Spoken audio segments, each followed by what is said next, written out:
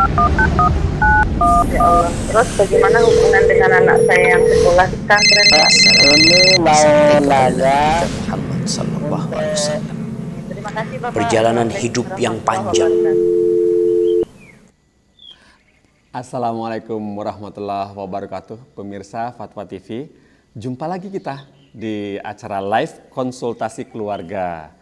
Dan tentunya tidak afdol dong, dan semua sudah tahu bahwa konsultasi keluarga di Fatwa TV itu diasuh oleh Al-Ustadz Dr. Ustadz Syafiq Riza Basalamah Hafizahullah Ta'ala. Alhamdulillah seperti pemirsa yang dilihat, ya ditengok, Ustadz sudah bersama kita di sini.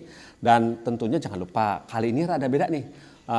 Acara ini terselenggara dari Studio Jakarta dan Studio Jember.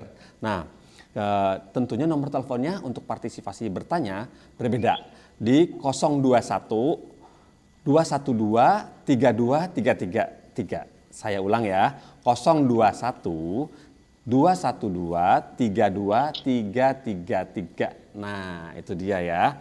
Dan acara ini juga alhamdulillah dirilai oleh radio anggota RTVC. Apa aja? Pertama, Radio MD FM Purbolinggo, Radio Hang FM Batam, Radio Amuba Pangkal Pinang, Radio Al Hikmah Banyuwangi, Radio Tuah FM Riau, lantas Radio Dai Tengaran, kemudian Radio Gema FM Bontang. Nah, ada 1, 2, 3, 4, ada 7 radio, Masya Allah. Banyak sekali pemirsa ya. Pemirsa TV dan pendengar radio. Untuk itu, tidak berlama-lama, kita langsung saja sapa Ustadznya. Assalamualaikum warahmatullahi wabarakatuh, Ustadz. Waalaikumsalam warahmatullahi wabarakatuh. Ahlan wa sahlan.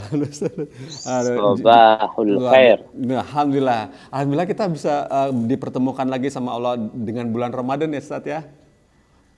Alhamdulillah. Itu rezeki besar ya, Ustadz ya. Alhamdulillah, walaupun kondisi pandemik ini.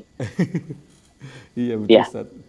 Ustadz, ada syahrul mubarak ya jemaah. Iya betul. Mohon Ustadz, kami minta nasihatnya Ustadz terkait dengan banyak sekali ujian yang dirasakan oleh kami pemirsa dan seluruh dunia mungkin ya, di wabah, terus kemudian ditambah lagi Ramadan, belum lagi dilarang pulang kampung. Monggo Ustadz nasihatnya buat kami untuk hati kami supaya bisa kuat gitu, Ustadz. Barakallahu fikum. Alhamdulillah wassalatu wassalamu ala Rasulillah. Amma ba'd, ahibati fillah. Sejatinya apa yang kita hadapi, baik itu kenyamanan atau kesusahan, semuanya adalah ujian dari Allah Subhanahu wa taala. Allah mengatakan wa nabluukum bisyarri wal khairi fitnah wa ilaina turja'un.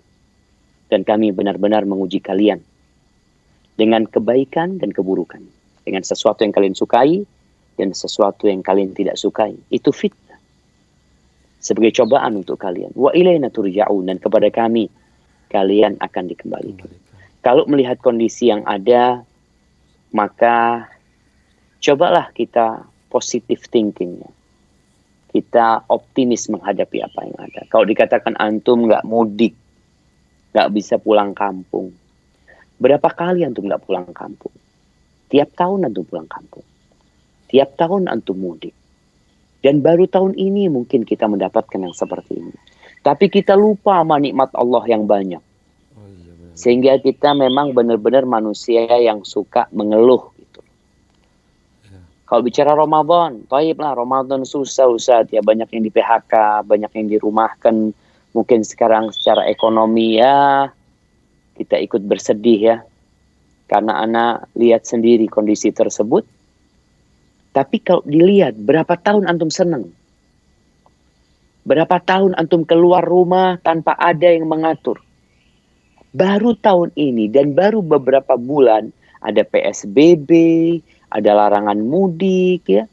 Baru sebentar gitu loh. Makanya Allah Azza wa Jal menyuruh kita untuk mensyukuri nikmatnya. Allah mengatakan wa in ta'uddu ni'matallah la tuhsuha. Kalau kalian menghitung nikmat Allah, kalian gak akan mampu menghitung. Tapi kalau kalian menghitung musibah yang menimpa kalian, kalian mampu menghitung. Karena musibah itu terbatas. Oh, berapa kali ya anak kecurian motor? Sekali. Anak tinggal mati oleh orang cintai? Sekali. Semuanya sekali-sekali. Tapi nikmat Allah Azza wa Jal berulang kali diberikan, tapi kita tidak mensyukurinya. Jadi intinya, anak lihat apa yang kita hadapin sekarang ya. Ramadan yang berbeda. Mudah-mudahan ini menjadi pemicu bagi kita untuk jadi lebih baik. Untuk lebih mensyukuri nikmat Allah. Bertahun-tahun kita mungkin nggak mensyukuri nikmat Ramadan.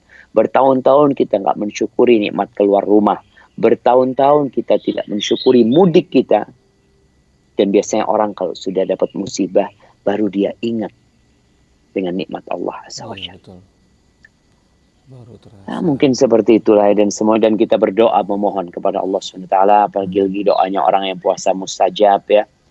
Antum jangan hanya bersandar kepada penantian panjang menanti vaksin untuk COVID-19 ini.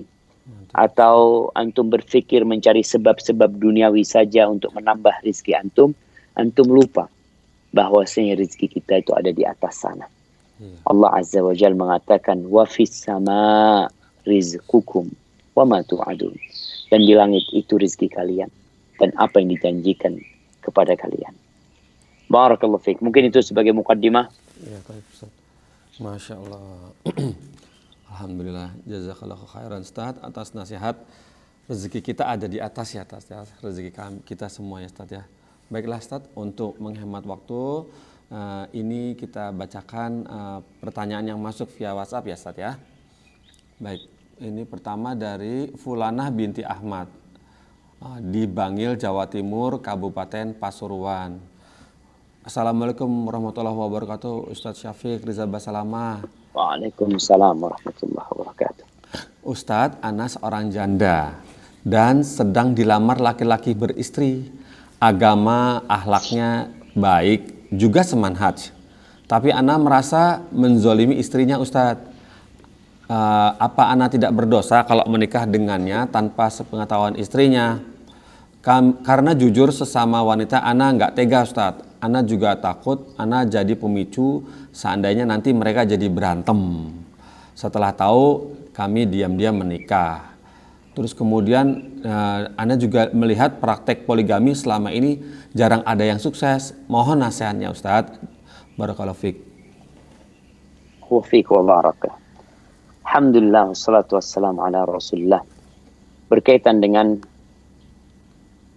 poligami yang mungkin dalam bahasa Arabnya ta'addud ya.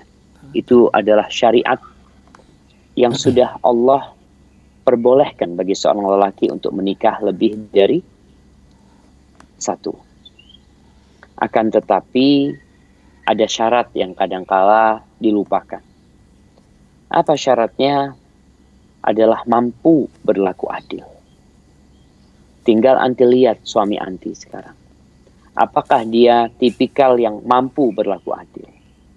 Atau nanti pernikahannya sembunyi-sembunyi, yang pada akhirnya nanti ketahuan sama istrinya, dia takut sama istri yang pertama, nanti akhirnya dia meninggalkan keadilan tersebut. Karena kalau pernikahannya nanti secara sembunyi-sembunyi, yang Anda takutkan adalah ya kejadian yang anti sebutkan tadi, memicu pertengkaran. Tapi ketika pernikahan itu dilakukan tanpa ada ketakutan dari suami untuk diketahui oleh istri pertama, maka insya Allah bismillah. Apalagi kalau nanti ada usaha jangan sampai ini tahu sama siapa-siapa ya. Suami juga nanti tidak ingin mertuanya tahu. Sampai kapan dia akan melakukan ini? Karena lambat laun akan diketahui, dan ketika diketahui, apa sikap suami nantinya? Karena sudah banyak perempuan-perempuan yang telepon, bertanya, konsultasi, dia mengatakan, Ustaz, dia jadi istri kedua. Mungkin sebagian orang berpikir jadi istri kedua nyaman. Nyaman nggak nyaman sebenarnya. Ketika sang suami tidak memiliki kemampuan untuk menyampaikan pernikahan dia kepada keluarga dia. Jadi dia hanya sembunyi-sembunyi. Kalau kita lihat bagaimana pernikahan para sahabat, pernikahan Rasul Shallallahu Alaihi Wasallam, perasaan anti tadi takut mengganggu istrinya orang, nggak perlu itu ada sebenarnya. Kalau memang si laki ini benar. Tapi kalau si laki ini sembunyi-sembunyi nikahnya, maka akan terkesan memang ganggu istrinya orang. Iya. Betul, karena sembunyi-sembunyi, takut ini, takut itu. Maka coba dilihat bagaimana karakter suami. Apakah dia termasuk lelaki yang memang berani untuk menegakkan keadilan? Dia memang siap untuk menghadapi konflik yang terjadi. Karena mau tidak mau jamaah ya, lumrahlah ketika perempuan itu cemburu, kemudian dia menuntut kepada suaminya. Kita tahu bagaimana istri-istri Nabi SAW juga terjadi gesekan di antara mereka. Ya. Bahkan mungkin ada pertengkaran secara lisan di antara mereka. Itu hal yang wajar, tapi kalau suami memiliki karakter yang kuat, insya Allah dia mampu untuk meredam konflik yang ada. Hadza wallahu a'lam bissawab. Maka ana rasa buat anti untuk dipelajarin dulu tentang karakter suaminya ini gimana gitu. Jangan cuma semanhat, jangan karena anti janda, karena si suami butuh tambahan istri, lalu anti menerima tanpa melihat kondisi sekitarnya. Hadza wallahu a'lam bissawab. Iya. Ustaz, jazakallahu khairan Ustaz. Antum gimana antum? Antum udah dapat janda belum? No comment, Ustaz. Banyak ranjaunya. Ntar nggak berani balik ntar, Ustaz. Allahu Akbar. Kalau saya tanya balik gimana, Ustaz? Ustaz gimana, Ustaz? Udah dapat janda? Wah, Aduh, Masya Allah. perlu rame-rame gitu Iya, kan. betul, Ustaz, betul. Masya Allah. Sekarang pandemiknya. Pandemik. Nah, gini, Ustaz. Ada penelpon masuk, kita tanggapi ya, Ustaz ya. Tafadhal. Masya Allah. Ya. Assalamualaikum Fatwa TV. Assalamualaikum. Waalaikumsalam warahmatullahi wabarakatuh. Dari siapa, di mana? Saya Sargawi dari Labuan. Sarjawi di Labuan. Di Labuan ya, Labuan Pandeglang. Waduh, Labuan Pandeglang. Baiklah. Ya. Saya mau Silakan. tanya, Ustaz. Saya setiap sore ya sebelum berangkat ke masjid mendengarkan dakwah di fatwa. Bahkan sudah sholat maghrib juga pulang dari masjid mendengarkan lagi dakwah-dakwah di fatwa. Saya tanyakan, apakah saya ini mendapatkan pahala dari Allah SWT karena mendengarkannya bukan satu tempat, dakwah di Fatwa TV, saya di rumah. Gitulah yang saya tanyakan. Tolong dijelaskan. Begitulah. Assalamualaikum. Waalaikumsalam. Masih tersambung Pak Sarjawi? Oh, sudah putus. Dapat gambarannya, Ustaz? Nah. Dapat gambarannya? Ya, nah. Ya. Siap. Baik, Mungkin yang dirisaukan oleh beliau kan kajiannya bukan di majelis yang kita tahu ketika kita duduk di majelis ilmu, di sana malaikat-malaikat turun ya, di sana rahmat Allah meliputin mereka, kedamaian datang, kemudian Allah menyebut-nyebut nama orang-orang yang sedang hadir di majelis ilmu. Sedangkan kita nih nonton kajian. Kadangkala kajiannya nggak live, semuanya ya di rumah masing-masing. Mungkin pahala yang disebutkan dalam hadis tentang fadilatu majlisil ilm nggak didapat di sana. Akan tetapi fadilah menuntut ilmu tetap akan dapat. Karena seorang yang mendengarkan ilmu, mengkaji ilmu, kemudian yang terpenting adalah dia mengamalkannya dalam kehidupan ini, insya Allah dia tetap akan mendapatkan pahala. Rasulullah SAW mengatakan, Innal anbiya lam yuwarrithu dinaran wala dirhaman. Innama warrathul ilm. faman akhadahu akhadha bihadhin wafir. Kata Nabi SAW, sesungguhnya para nabi itu tidak mewariskan harta. Tidak emas, tidak perak. Nggak ada yang diwariskan kepada umatnya. Tapi yang diwariskan oleh para nabi adalah sebuah pusaka yang dapat diraih oleh setiap manusia. Apa yang diwariskan? Ilmu. Maka barang siapa yang mendapatkan ilmu ini atau mengambil ilmu ini, maka dia telah mendapatkan keberuntungan yang besar. Maka Bapak ketika duduk menyimak kajian di rumahnya, mendengarkan ayat-ayat Allah, mendengarkan hadis-hadis Nabi SAW yang merupakan pusaka Rasulullah SAW, maka tetap akan mendapatkan pahala yang besar dari Allah SWT. Dan kalau kita lihat ya, ini sebuah nikmat Allah, di mana kita dapat menuntut ilmu tanpa melakukan perjalanan. Dulu, para ulama itu kalau mau belajar, umpamanya ada orang dari Madinah mau belajar ke Imam Ahmad yang ada di Baghdad, itu harus berangkat ke Baghdad, melakukan perjalanan yang panjang. Kalau ada orang dari Andalusia, dari Spanyol, yang mau belajar ke Imam Malik, itu harus melakukan perjalanan panjang sampai ke kota Madinah. Tentunya pahalanya berbeda. Karena kata Nabi SAW, ajruki ala qadri nasabiki wa nafaqatiki. Pahalamu itu sesuai dengan kelelahan yang engkau rasakan dan sesuai dengan nafkah yang kau keluarkan. Jadi kalau dulu mereka harus melakukan perjalanan, ya dia capek, semua kelelahannya akan dihitung. Sekarang dengan adanya media, kita duduk di rumah, tetap akan mendapatkan pahala, tapi sesuai dengan kelelahan yang kita rasakan. Kita sekarang nonton bisa sambil tiduran, sambil pakai bantal ya, menikmatin kajian. Tapi kalau di majelis ilmu kita duduk, dengerin, kita melakukan perjalanan. Tapi kalau bicara pahala, tetap akan mendapatkan pahala. Dan tiap pagi Rasulullah SAW berdoa. Beliau mengatakan, Allahumma inni as'aluka ilman nafi'an wa rizqan tayyiban wa amalan mutaqabbala.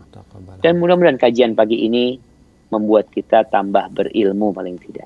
Hadza wallahu a'lam bissawab. Masyaallah. Baik Ustaz, Masya Allah, jazakallahu khairan Ustaz atas jawabannya. Semoga Pak Sarjawi di Pandeglang tadi bisa paham atas jawaban Ustaz. Sudah ada penelpon Ustaz. Masya Allah. Waalaikumsalam warahmatullahi wabarakatuh. Dari Ibu siapa, di mana Bu? Dari hamba Allah dari Cilegon, Pak. Dari Hamba Allah dari Cilegon. Oh, hamba Allah Cilegon. Silakan Ibu. Pak Ustaz, saya mau tanya, saya takut sekali sama Allah. Tapi saya ini sering lupa. Jadi saya sering berulang-ulang sholat. Padahal kata anak saya sudah melakukan sholat, tapi saya salah terus kadang-kadang kan kalau namanya asar nggak adanya obliyah ya. Nah, terus kayak mulai terus saya udah gitu saya nggak bisa tidur, saya mulai saya tidur. Bolehkah saya sholat sholat tahajud? Gimana Pak Ustaz? Karena saya takut sekali sama Allah, takut dia melaksanakan sholat. Gimana Pak? Boleh saya lakukan itu? Mulai terus saya jam 2:30 saya bangun lagi, saya melaksanakan sholat tahajud dengan witir. Ibu, aduh terputus. Lagi itu terbawa emosi ibunya. Baiklah, dapat gambaran ya Ustaz? Insyaallah ya. Nah, silakan Ustaz. Iya. Subhanallah jamaah. Kalau bicara takut, semua orang yang melakukan ketaatan kepada Allah Azza wa Jalla karena ilmu, sehingga dia takut sama Allah Azza wa Jalla. Dan semua orang yang bermaksiat adalah orang yang jahil, orang yang bodoh. Mungkin dia tidak mengenal kebesaran Allah Azza wa Jalla. Mungkin dia ngerti dengan hukum apa yang diperbuatnya. Tapi dia lalai. Sehingga dia lupa bahwa dia sedang berbuat maksiat kepada Allah Rabbul Alamin. Rasa takut hamba ini mengantarkan dia untuk beramal soleh. Tapi jangan sampai rasa takut tersebut membuat dia putus asa. Karena ada orang yang ketakutan, yang takutnya mungkin jadi paranoid, sehingga dia putus asa dari rahmat Allah Azza wa Jalla. Sebanyak apapun dosa yang dilakukan, innallaha yaghfiru dzunuba jami'an. Sesungguhnya Allah itu mengampuni semua dosa. Maka di antara cara kita untuk mendekatkan diri kepada Allah adalah memperbanyak sholat. Kata Nabi alaihi salatu wassalam, as-salatu khairu mawdu' faman sya'a falyastaqil wa man sya'a falyastakthir. Salat itu sebaik-baiknya ibadah yang diletakkan sama Allah Azza wa Jalla adalah salat. Kalau bisa kalian perbanyak, kalau mau ya sedikit. Kalau bicara salat itu kita tahu 17 rakaat yang wajib. Ada 5 waktu dalam sehari. Tapi di bulan Ramadan ini kalau bisa kita sholat 40 rakaat. Yang 17 rakaat sudah tahu, yaitu yang fardu, tambah 12 rakaat yang sunnah rawatib, kemudian tambah 11 rakaat yang tarawih atau qiyamul lail. Jadi 40. Tapi masih ada sholat-sholat lainnya selain yang rawatib yang tadi ibu sebutkan.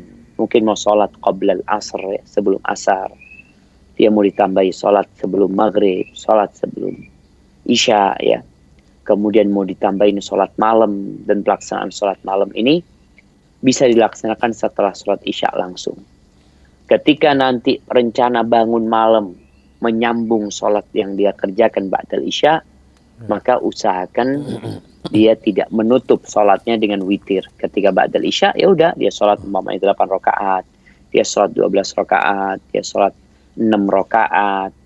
Nanti di malam hari dia tambah lagi sholatnya berapa rakaat, kemudian baru ditutup dengan sholat witir.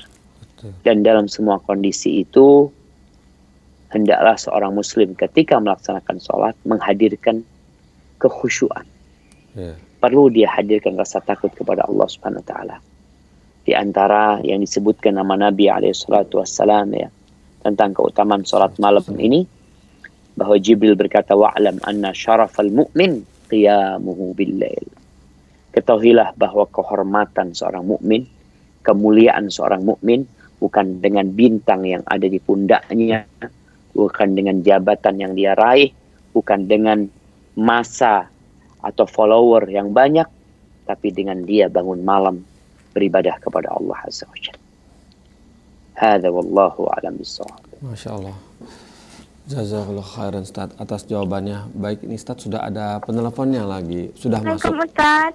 Waalaikumsalam warahmatullahi wabarakatuh. Dari siapa nih? Warahmatullahi wabarakatuh.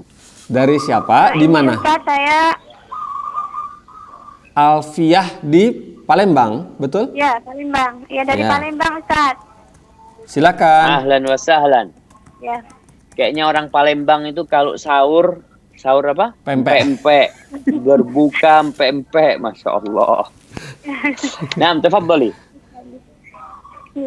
Silakan, Bu. Halo, Ustaz. Ya. Ini pertanyaannya, Ustaz. Kami rumah tangga sudah 25 tahun, 26 tahun, Ustaz. Tapi suami belum sholat, belum puasa. Jadi kalau nyiapkan makan itu kalau nggak disiapkan kan nanti jadi berantem. Jadi kalau nyiapkan jadi dosa. Jadi gimana Ustaz solusinya? Belum sholat, belum puasa sampai hari ini. Sholatnya tiap... Ibu nemu suami di mana waktu itu? Sayang sekali putus. Cepat sekali teleponnya. Suaminya nggak mau sholat katanya gitu. Siap. Iya. Jadi yang pertama ya, bagi para wanita, ketika hendak menikah jangan hanya karena tampang suaminya. Jangan hanya karena melihat kekayaan suaminya. Semua itu tidak berguna dalam kehidupan rumah tangga ketika suaminya berakhlak buruk dan tidak menjalankan agama Allah Azza wa Jalla. Ada suami yang minimalis ya. Jadi mungkin nggak banyak kelebihannya, tapi minimal suami itu sholat 5 waktu, melaksanakan yang wajib dan meninggalkan yang haram. Mungkin dia belum puasa kecuali Ramadan, dia tidak melaksanakan puasa sunnah, dia tidak sholat qobliyah, ba'diyah, dia tidak pernah sholat malam, tapi sholat yang 5 waktu dia kerjakan, itu sudah sebuah kebaikan dari suami, yang minimal. Tapi kalau sekarang tadi disebutkan ibu memiliki suami yang seperti itu selama 25 tahun. Apa ibu tidak berusaha untuk merubahnya? Kok dibiarkan selama 25 tahun seperti itu? Apa yang menyebabkan ibu bertahan? Mendapatkan suami yang nggak puasa, yang tidak sholat. Kalau bicara usaha untuk diperbaikin, iya diperbaikin. Tapi ketika sudah tidak mampu untuk diperbaikin, ya udah dilepas suaminya. Setelah maksimal memperbaiki. Tapi kalau yang ditanyakan tadi, apakah ibu sekarang menyiapkan makan buat suami? Enggak. Resikonya berantem, iya. Resikonya berantem. Dan ibu punya pilihan. Seorang wanita punya pilihan untuk tidak menyediakan makan buat suaminya yang tidak berpuasa, kecuali karena uzur dia sediakan. Tapi tanpa uzur, dia tidak menyiapkan makan. Suaminya mau marah, nanti harus siap. Nanti harus bersabar. Karena mungkin selama ini, nanti membiarkan suami. Bertahun-tahun suami nggak puasa, ya nanti siapkan makan buat dia. Tapi nanti ketika nanti berusaha untuk menjalankan agama Allah, nanti tidak menyiapkan makan buat suami, ketika suami marah-marah, nanti diam. Nanti tidak perlu menjawab. Anti diam. Supaya anti tahu bagaimana suami anti. Supaya anti sadar juga apa yang menyebabkan anti bertahan dengan suami seperti itu. Kalau yang menyebabkan anti bertahan itu karena harta suami. Karena anti takut nantinya kalau bercerai akan ada masalah dengan masa depan anti. Padahal kita tahu Allah Azza wa Jalla mengatakan وَمَنْ يَتَّقِ اللَّهِ يَجْعَلْ لَهُ مَخْرَجًا وَيَرْزُقْهُ مِنْ حَيْثُ لَا يَحْتَسِبْ. Barang siapa bertakwa kepada Allah, maka Allah akan sediakan solusi buat dia. Allah akan bikin tuh solusi. Bikin jalan keluar. Mungkin anti tidak melihat nanti gimana. Allah akan berikan solusi. Allah yang bikin. وَيَرْزُقْهُ مِنْ حَيْثُ لَا يَحْتَسِبْ. Dan Allah akan kasih rizki dari arah yang tidak disangka-sangka. وَمَنْ يَتَوَكَّلْ عَلَى اللَّهِ فَهُوَ حَسْبُهُ. Barang siapa bertawakal kepada Allah, maka Allah akan mencukupi. Bukan suami yang mencukupi. Bukan orang tua yang mencukupi, tapi Allah Jalla Jalaluhu. Inna Allah balighu amrih qad ja'alallah likulli syai'in qadra. Allah akan sampaikan tuh pada waktunya. Maka nasihat ana buat ibu, maka ibu kalau mau bertahan, berikan nasihat kepada suami bukan hanya dengan lisan, tapi dengan perbuatan juga. Ketika nanti kelihatan akhlaknya suami, umpamanya dia mukul anti dia, ya sudah anti punya hak untuk gugat cerai, untuk berpisah dengan orang seperti itu. Daripada anti dimurkain Allah Azza wa Jal. 25 tahun anti selalu menyediakan sarapan dia, selalu menyediakan makan siang dia, sedangkan anti tahu dia sedang melakukan dosa. Apalagi dikatakan tadi dia nggak sholat juga, sedangkan pembeda antara kita dengan orang-orang kafir adalah sholat. Maka ana rasa anti punya pilihan, mungkin anti belum memilihnya. Hada wallahu a'lam bissawab. Masya Allah Ustaz, jazakallahu khairan Ustaz atas jawabannya. Semoga ibu tadi yang di Palembang, Ibu Alfiah, nah sudah dapat gambarannya apa yang dipaparkan oleh Ustadz Syafiq Reza Basalamah. Baiklah Ustadz, ini sudah ada penelpon masuk sepertinya. Assalamualaikum warahmatullahi TV. Waalaikumsalam warahmatullahi wabarakatuh. Oh ya, dari ibu siapa di mana Bu? Dari Mbak Otis Semarang. Maaf. Dari yang Hamba baru di Allah. Semarang. Baiklah, hamba Allah di Semarang. Silakan Ibu. Nah, Ustaz, kemarin kan suami saya itu statusnya WFH di rumah, kan tinggal di Jakarta. Saya di Semarang. Pulangnya itu kan 1 minggu sekali. Nah, kalau suami saya pulang sih, saya itu kok ibadahnya kayak kurang. Ibu, maaf, Ibu yang di Semarang, mohon televisinya dikecilkan dulu. Oh iya ya. Ya. Ya, televisinya sudah dikecilkan. Terus kemudian Ibu ngomongnya lebih jelas ya Bu, lebih lantang ya Bu ya. Lebih agak kuat sedikit volumenya suara Ibu ya. Oh iya, sudah jelas Ustaz. Nah, segitu volumenya. Silakan Ibu. Ya. Kemarin sebelum puasa itu saya 1 bulan full itu seperti nggak pernah sholat malam. Soalnya kalau suami kan tinggalnya di Jakarta, kalau saya kan di Semarang, jadi pulangnya kan seminggu sekali. Kalau suami pas pulang, saya jadi malas sholat malam. Nah, kemarin 1 bulan sebelum puasa itu saya kok mau sholat malam itu rasanya berat, karena suami itu ada di rumah itu loh. Mungkin apa karena saya merasa tenang ditemenin, kan biasanya saya tinggal sama 2 anak kecil saya di rumah. Nah, apakah seperti itu jadi saya jadi malas puasa, terus malas sholat malam, malas mengerjakan ibadah yang sunnah-sunnah gitu. Nah, apa itu apa termasuk syirik? Terus karena merasa ayem gitu loh, karena suami ada di rumah ditemenin gitu loh. Karena suami kan Jakarta kan corona itu jadi pulang ke Semarang kan 1 bulan ini. Iya. Kemudian yang kedua, anak saya kan di pondok. Nah, ini kan liburan, jadinya kan sekolahnya di rumah. Tapi selama sebulan ini ya memang ada kan pelajarannya kan lewat online. Tapi dia itu tiap hari pegang HP, lihatnya film, terus sama main game, terus saya udah nasehatin, pulang-pulang terus dengar kajian. Dia juga murajaah juga, salatnya juga di musola, terus hafalannya juga terus, tapi dia itu masih mainan HP gitu loh Ustaz. Maksudnya saya cara menasihatinya gimana gitu loh. Mungkin kalau saya ngomong terus dia jadi bosen, kayak marah gitu loh. Saya kadang mengaji di sampingnya, dia pindah kemana, nanti saya deketin lagi dia pindah lagi. Sebenarnya dia tahu hukum-hukumnya, cuma caranya saya nasihatin itu saya sampai bingung. Saya mengatakan itu cuma bohongan, cuma banyak pokoknya, tapi dia itu dibilangnya kok susah gitu gimana, apa karena saya juga ibadahnya juga kurang, apa juga pengaruh juga ya Ustaz. Ya, baik Ibu. Siap. Sudah bergambaran. Baik ya Bu. Ya. Waalaikumsalam warahmatullahi wabarakatuh. Silakan Ustaz.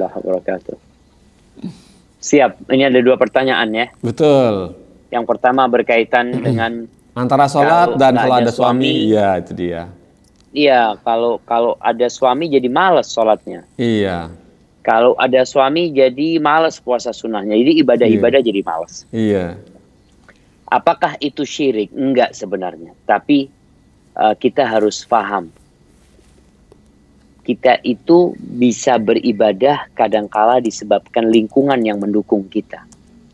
Tadi Ibu mengatakan kalau nggak ada suami bisa bangun malam karena mungkin ada rasa takut ya, nggak ada yang dampingin. Tapi kalau ada suami jadi adem ayem di rumah, jadi dia perasaan takut sama permasalahan itu mungkin berkurang. Yang harus kita hadirkan adalah perasaan takut sama Allah Subhanahu wa Ta'ala. Apa yang bisa dilakukan suami ketika Allah hendak menurunkan azabnya? Apa yang dilakukan oleh seluruh polisi, seluruh tentara ketika Allah hendak menurunkan azab buat rakyat Indonesia umpamanya? Nggak ada. Maka inilah yang harus tumbuhkan di hati. Bahwasanya kita beribadah karena takut sama Allah Azza wa Jalla dan berharap kepada Allah Subhanahu wa Ta'ala. Sehingga yang harus diciptakan sekarang ketika suami ada di rumah adalah menciptakan suasana kebersamaan beribadah. Kalau selama ini anti beribadah sendirian, maka sekarang ada suami, ngomong sama suami, bang gimana kalau kita sholat malam ya, anak bangunkan abang nanti umpamanya, kalau anak ketiduran abang bangunkan anak. Karena Rasul SAW menceritakan tentang romantisme suami istri yang sebenarnya. Ketika beliau mengatakan rahimallahu rajulan qama minal laili fasalla. Semoga Allah merahmatin seorang laki-laki yang bangun malam kemudian dia sholat. Kemudian setelah dia sholat dia bangunkan istrinya. Kalau istrinya nggak bangun dia percikan air. Kemudian istrinya bangun dan dia sholat. Kemudian Nabi juga menyebutkan sallallahu alaihi wasallam, rahimallahu imra'atan qamat minal laili fasallat. Allah merahmatin seorang wanita. Jadi ada suaminya yang bangun duluan, ada istrinya yang bangun duluan. Yeah. Ini istrinya bangun malam, kemudian dia sholat, setelah itu dia bangunkan suaminya. Kalau suaminya nggak mau bangun, dia percikan air, sehingga suaminya jadi seger bangun ya. Yeah. Ini suami-suami yang baik ya. Yeah. Kalau suami-suami yang nggak benar, percikan air, berantem dia malam hari sama istrinya. Jadi kondisinya, suasananya itu udah dapat tuh. Dan ini perlu ada usaha bersama untuk menciptakan suasana yang penuh dengan ketaatan di dalam rumah. Dan alhamdulillah anaknya ibu juga di pesantren ya. Sehingga suami insya Allah bisa diajak untuk seperti itu. Jangan sampai karena suami nggak puasa sunnah, kita nggak puasa. Izin sama suami. Karena perempuan nggak boleh puasa sunnah kalau suaminya ada di rumah, kecuali dengan izinnya. Ketika dikasih izin sama suami, ya sambil ngomong, bang, kita kayaknya abang lama udah nggak puasa sunnah bang ya. Ini bulan Sya'ban nih kayaknya, yuk gimana kalau kita mulai puasa. Ciptakan suasana yang seperti itu sehingga ibadahnya itu bukan kalau suami pergi aja. Mungkin akhirnya lebih nikmat nanti kalau suami pergi.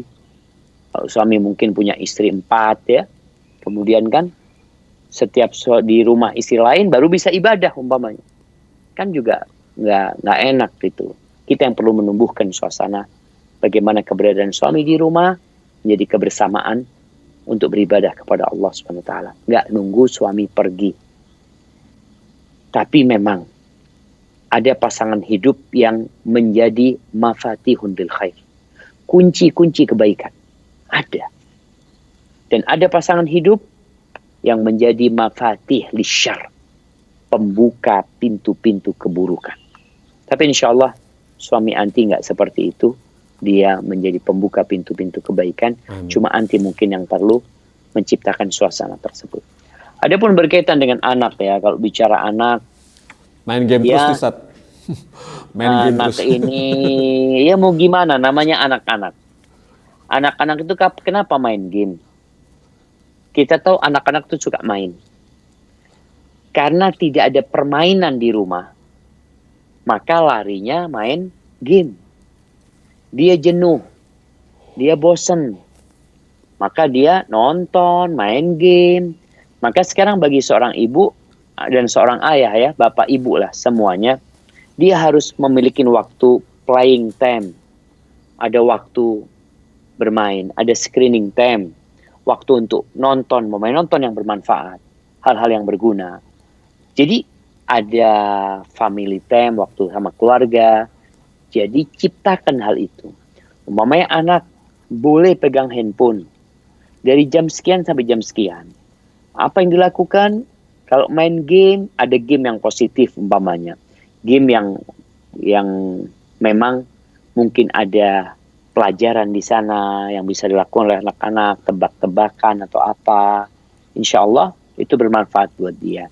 Tapi dibatasi. Sehingga anak itu pegang handphonenya, kalau dikatakan jam sekian sampai jam sekian, setelah itu udah diambil handphonenya. Dia tahu, dia diajarin disiplin.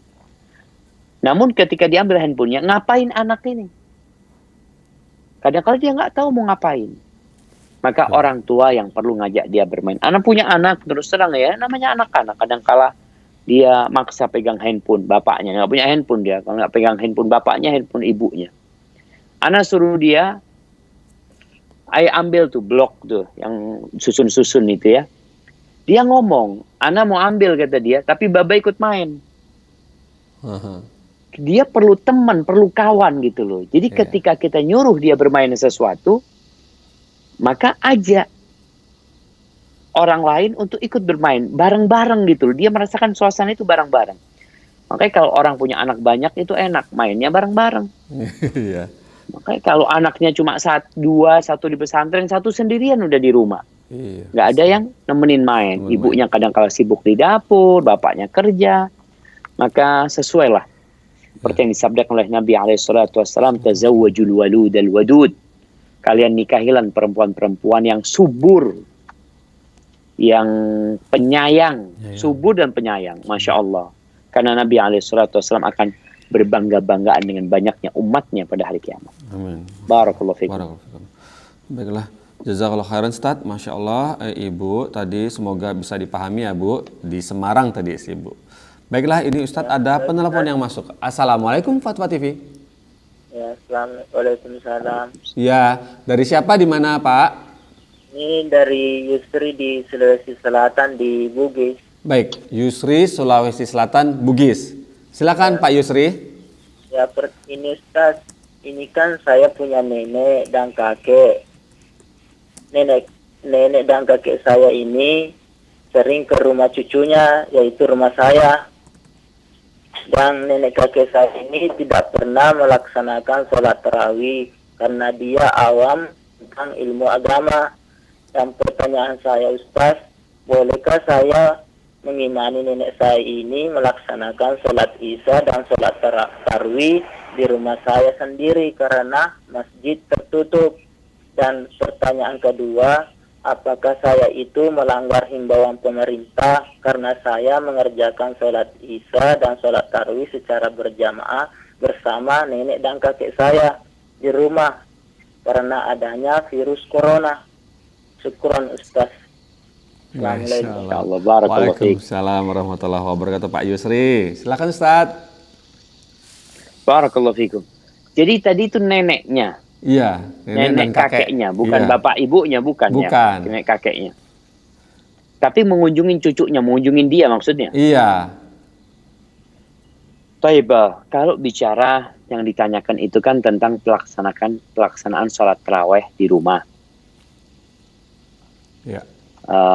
Sholat isya dan tarawih di rumah. Karena kondisi seperti yang disebutkan tadi, gara-gara virus corona ini, sehingga pemerintah menganjurkan mereka untuk menghimbau mereka untuk sholat di rumah. Maka ketika antum mengimami di rumah, sholat isya, kemudian sholat tarawih, nggak ada masalah melakukan yang seperti itu. Bahkan ini juga menjadi pembelajaran buat kakek nenek yang tadi nggak pernah sholat tarawih selama ini. Sehingga adanya pandemik ini membawa hikmah di mana orang-orang yang sebelumnya nggak sholat tarawih, nggak pernah ke masjid, karena sholatnya memang di rumah, sekarang bisa kita adakan berjamaah. Dan yang menjadi pertanyaan juga tadi disebutkan, apakah tidak melanggar himbauan pemerintah? Karena kakek nenek kan orang luar umpamanya. Begini sebenarnya, ketika orang keluarga, satu keluarga, yang mereka tidak berinteraksi dengan orang luar, mamanya anak berempat, kakak beradik nih. Ini kakak beradik ini memang tidak berinteraksi sama orang luar. Dia dari rumahnya ke rumah kita. Dan kita dari rumah kita ke rumah nenek umpamanya. Maka insya Allah nggak ada masalah. Karena kita tetap mengadakan berjamaah dengan keluarga kita yang mereka nanti semoga selamat dari COVID-19. Ketika kena, ada yang kena, maka yang terisolasi itu ya cuma keluarga ini ketahuan gitu loh. Tapi ketika mereka sholat di masjid, ada satu yang positif, nggak ketahuan kemana-mana itu virusnya. Ya.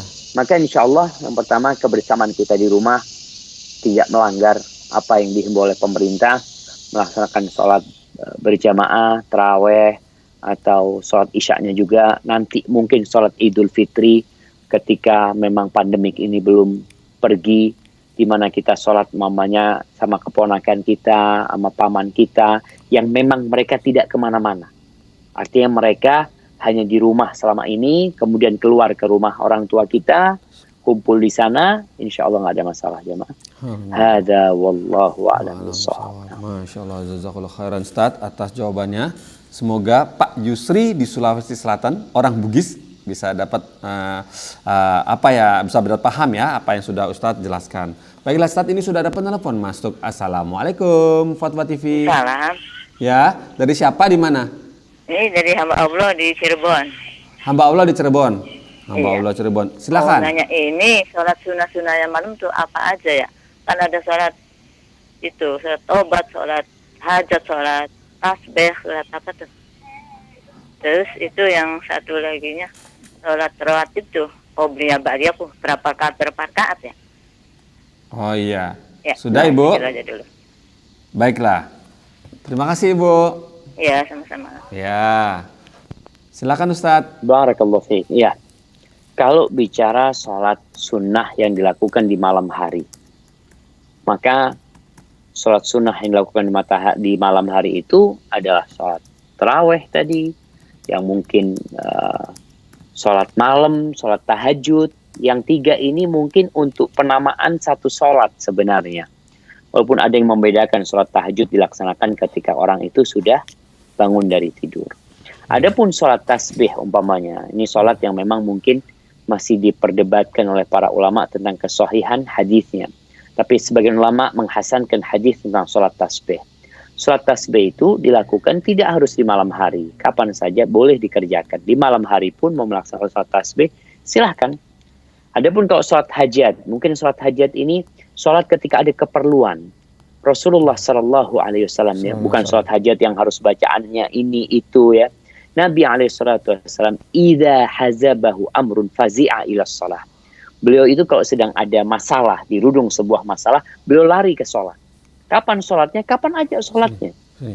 Ketika lagi ada masalah sekarang ini umpamanya di pagi hari, ya udah sholatnya. Selama waktunya bukan waktu larangan untuk sholat, kita bisa sholat di waktu duha, kita sholat antara zuhur sama asar umpamanya. Ketika ada hajat yang memang mendesak yang membuat kita harus sholat. Dan sholatnya sholat sunnah biasa. Sholat sunnah biasa yang dilakukan karena ada masalah yang menimpa kita. Dan memang Allah mengatakan, wasta'inu bis-sabri was-salah. Minta tolonglah dengan kesabaran dan mendirikan sholat ketika ada masalah. Adapun sholat taubat. Sholat taubat ini juga sholat insidentil.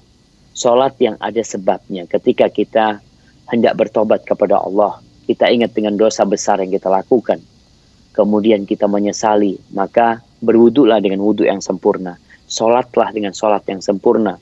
Insya Allah Allah akan ampuni dosa-dosanya ketika dia taubat dengan taubatan nasuha. Waktunya bukan tiap malam, tapi di waktu-waktu antum memang tadi menyesalin dosa yang antum kerjakan. Adapun dosa-dosa kecil, maka akan dihapuskan dengan dosa-dosa kecil itu akan dihapuskan dengan sholat-sholat yang kita kerjakan ya. Kata Nabi SAW, as-salawatul khams, sholat yang 5 waktu itu menghapuskan dosa yang diantaranya. Jadi bukan sholat tobat. Sholat tobat itu untuk dosa besar yang kita kerjakan dan kita hendak bertobat kepada Allah Azza wa Jalla. Adapun dosa-dosa kecil, cukup sholat fardu kita menghapuskan dosa yang kita kerjakan tersebut. Nah, kemudian ada lagi pertanyaannya tadi. Itu saja, Ustaz. Itu saja. Cukup. Benar. Betul. Ada yang kurang kayaknya. Satu lagi itu tentang sholat apa saja, sholat rawatib apa saja yang dilakukan Rasulullah kalau nggak salah gitu. Sholat rawatib. Iya, sholat Nah, rawatib. sholat rawatib ya. Jadi kalau sholat rawatib yang muakkadah yang Allah akan bangunkan rumah di surga, itu adalah 2 rakaat sebelum subuh. 2 rakaat sebelum zuhur, 2 rakaat setelah zuhur, 2 rakaat setelah maghrib, 2 rakaat setelah isya. Itu 10. Ada tambahan 4 rakaat sebelum zuhur. Jadinya jadi 12 rakaat ketika sebelum zuhurnya 4 rakaat. Iya. Itu 12 rakaat. Yang kata Rasulullah SAW, man shalla 12 raka'ah fil yaumi wal lailah tatawuan ghaira faridah banallahu lahu baitan fil jannah. Barang siapa yang salat untuk Allah 12 rakaat, salat sunnah bukan salat wajib dalam sehari semalam, Allah akan membangunkan bagi dia rumah di surga. Hada wallahu a'lam. Masyaallah, jazakallahu khairan Ustaz. Masyaallah penjelasan lengkap ya. Untuk hamba Allah di Cirebon, semoga bisa dipahami ya penjelasan Ustaz. Baik ya, ini sudah ada penelpon masuk lagi. Assalamualaikum.